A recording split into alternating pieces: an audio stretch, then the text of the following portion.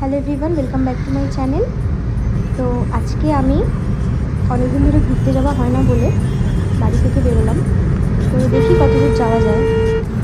তোমরা সাথে থেকো, পুরো ভিডিওটা দেখো। পুরো ভিডিওতে আমি তোমাদের বলবো আমি লাস্ট অব্দি কোথায় গেলাম।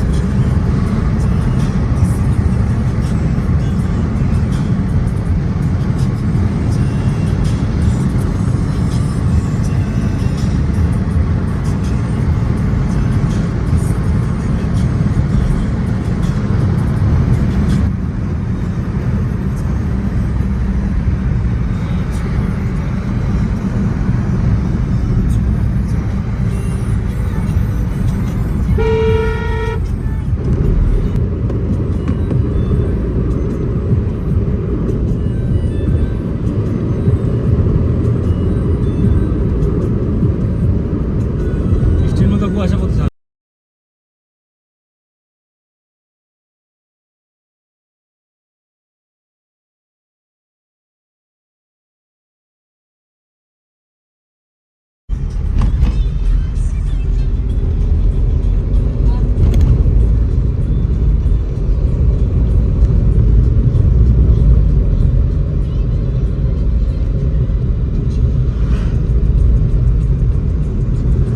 তো আমি শিলিগুড়ি হয়ে সুকনা হয়ে রোহিণী হয়ে যাচ্ছি। এবার দার্জিলিংয়ের দিকেই যাচ্ছি, দেখি কতটা যাওয়া যায়।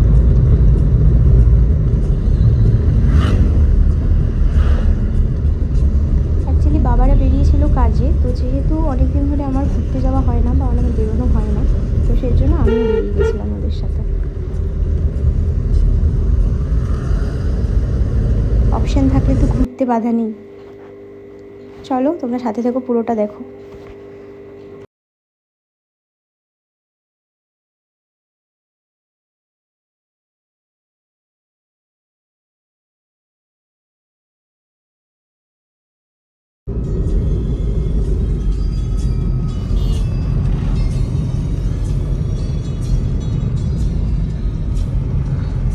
এটা তোমরা দেখতে পাচ্ছ, আমি কাশিয়াংয়ের দিকে যাচ্ছি।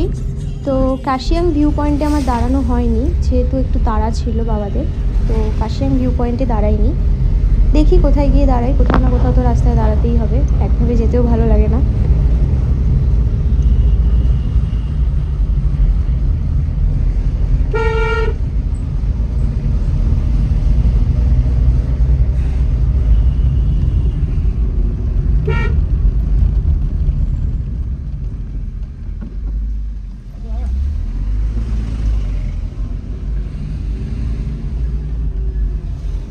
সেরম ঠান্ডাও ছিল না পাহাড়ে। তো আমি উপর দিকে যত উঠছিলাম তত হালকা হালকা করে ঠান্ডা বাড়ছিল।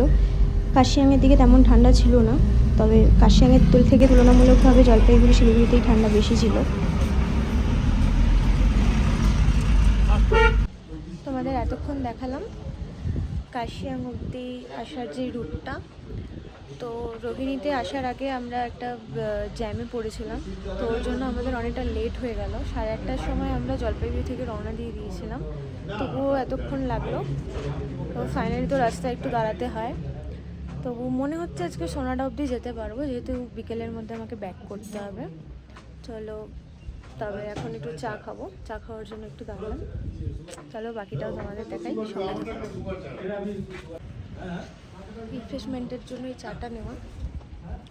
চলো বাকিটা রাস্তা যেতে যেতে দেখা। তাই তো করি। আমি সোনাডা এসে সোনাডার পেট্রোল পাম্পের ডান দিক দিয়ে যে রাস্তাটা চলে যায় ওই রাস্তাটা দিয়েই নামলাম। তো অনেকটা এখানে একটা ওয়াটারফল আছে, তো এই ওয়াটারফলটার কাছেই যাব। আমি তোমাদের নামটাও বলবো ওয়াটারফলের, অবশ্যই তোমরা এসে ঘুরে যেও। জায়গাটা খুবই সুন্দর। রাস্তাটা কিন্তু ততটা ভালো ছিল না, তবে অতটুকু রাস্তাটুকুই ভালো ছিল না, বাকিটা রাস্তা খুবই ভালো ছিল। তো একটু অসুবিধা হয়েছে, বাট ওই তো গিয়ে দেখলাম যে জায়গাটা খুবই সুন্দর, এটাতেই ভালো লাগলো।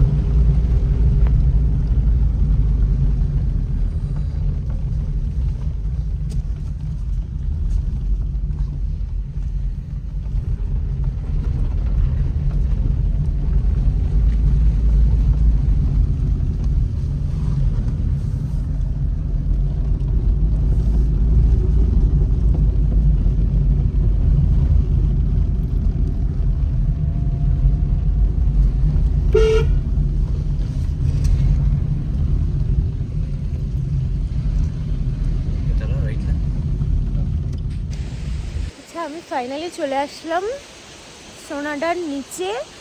একটা ফলস আছে যেটাকে বলে ইন্দ্রাণী ফলস। টোটালটাই একটা অফবিট জায়গা।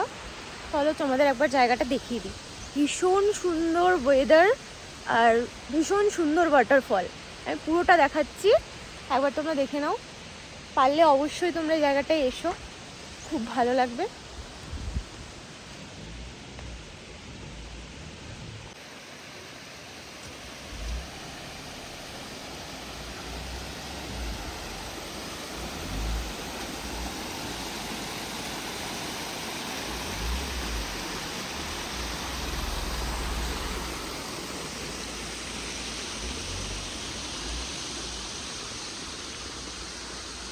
এবার এখান থেকে আমি সোজা চলে যাব। সোজা গেলে সামনে যেই ফলসটা আছে ওটাকেই ইন্দ্রাণী ফলস বলছে। ওই যে দূরে ফলসটা দেখা যাচ্ছে ওটাকেই ইন্দ্রাণী ফলস বলে। সোনারার ঠিক নিচে। রাস্তাটা একটু খারাপ, বাট অবশ্যই তোমরা এসো, খুব সুন্দর জায়গা। তোমাদের আমি যাচ্ছি, ওখানে গিয়ে দেখাচ্ছি।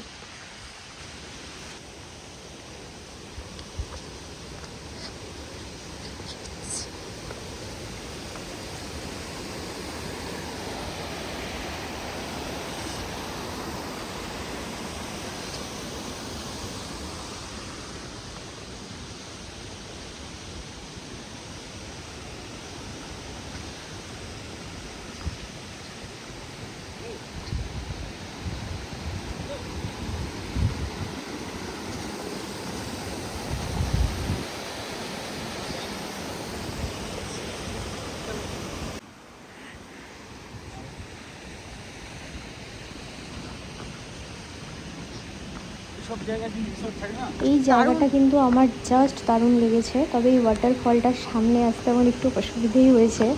তো যাই হোক, ফাইনালি যখন পৌঁছালাম তো জাস্ট দারুণ। তোমরা দেখো, খুবই সুন্দর জায়গা ছিল। মানে আমি অবশ্যই এখানে আবার দ্বিতীয়বার যাব। তো প্রথমবার আসলাম এখানে আমি, তো খুবই সুন্দর লেগেছে আমার। তারপর আমরা চলে গেছিলাম খাওয়া দাওয়া করতে একটা ছোট হোটেলে। তো খুবই খিদে পেয়েছিল, তো আর পারা যাচ্ছিল না। তারপর খাওয়া দাওয়া করে আমরা রওনা দেবো আবার দার্জিলিংয়ের দিকে।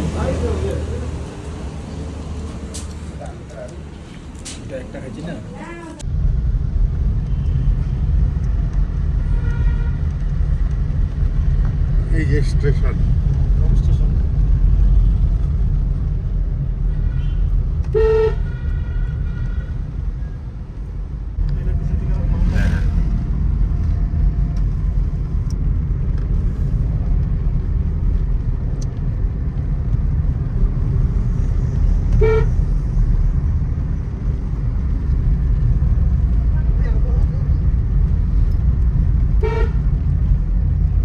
যত উপরের দিকে উঠছিলাম ঠান্ডাটা বাড়ছিল, আর খাওয়ার পর থেকে একটু ঠান্ডা বেশি লাগছিল।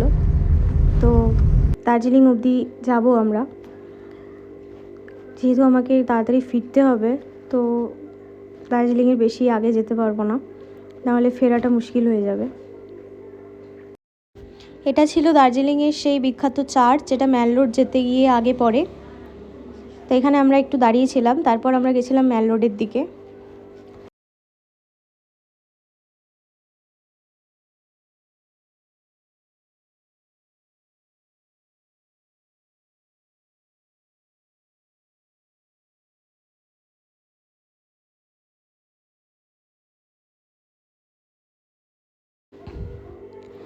ম্যাল রোডে পৌঁছানোর পর প্রচণ্ড ঠান্ডা লাগছিল। ওখানে একটা মানে হাওয়া আসছিল, যার জন্য ঠান্ডাটা বেশি লাগছিল। তবে যাই হোক, পাহাড়ে আসবো, ঠান্ডা না লাগলে হয়। তো ভালো লাগছিল। এটা হচ্ছে দার্জিলিংয়ের সেই বিখ্যাত নিউ মহাকাল মার্কেট, যেখানে কম খরচে শীতের পোশাক পাওয়া যায়। তোমরা অবশ্যই আসলে এখানে এসো। তো আমি আর ব্লগটা কন্টিনিউ করব না, কারণ অলরেডি সন্ধে হয়ে গেছে, এরপর আমাকে ফিরতে হবে। তো ফিরতে ফিরতে এমনিতেই রাত 10টা বেজে যাবে। তাই আমি আজকের মতো ব্লগটা এখানেই শেষ করছি।